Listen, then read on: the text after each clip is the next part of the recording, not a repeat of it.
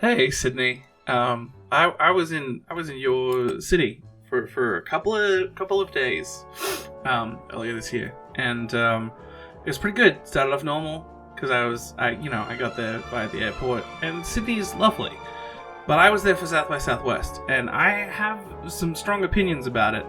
And so here I'm going to talk to you about why Sydney might not be the best place for South by Southwest, but how I still had a great time in how to South by Southwest.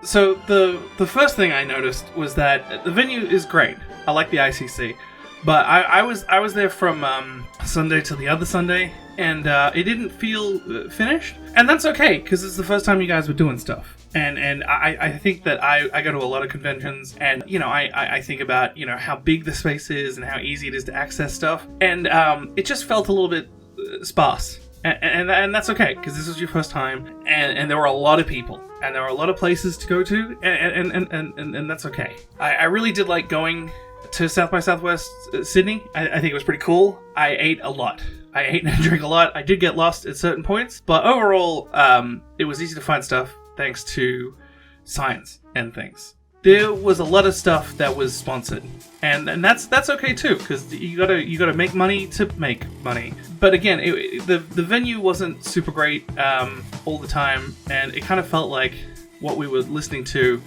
and seeing was a little bit robotic, and that's okay because it was a tech conference, and sometimes you had to sort of face the reality of where you were going and stuff. A lot of people were also working and networking, and I'm not super great at both of those things, but it was kind of cool to see what the nightlife had to offer as well, because South by Southwest is it starts at 9. There's a lot of AI stuff as well, which kind of made me a little bit concerned, because I like the real world, and I think we should make the real world a little bit better, because there's a lot of technology that's pretty cool, and it's cool to look at, but I don't think it gets the respect it deserves. And we should listen to those people who make cool and awesome stuff, because it makes me feel a little bit lighter and a little bit better. Because otherwise we feel kind of like a pigeon just waiting to kind of get duped into stuff. And I feel like there's a lot of people who are experts and who are cool at doing stuff, and those kind of get the most airtime and voices. And again, a lot of those people are big companies, but I'd like to hear from smaller artists and from people who just want to share stuff and to be cool and make weird stuff, because I think that that's more important than any of the stuff that I saw at South by, with people who are creative and interesting and fun.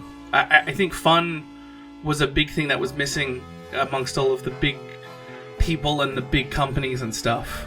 I wish I had a bit more fun, and I wasn't really there for fun. I was there to learn stuff, and learning can be fun, but at the end I felt a little bit deflated. And I think that there's a lot of interesting stuff and a lot of interesting things, but I think that ultimately some of it's a bit of a waste and is going to fall apart pretty quickly.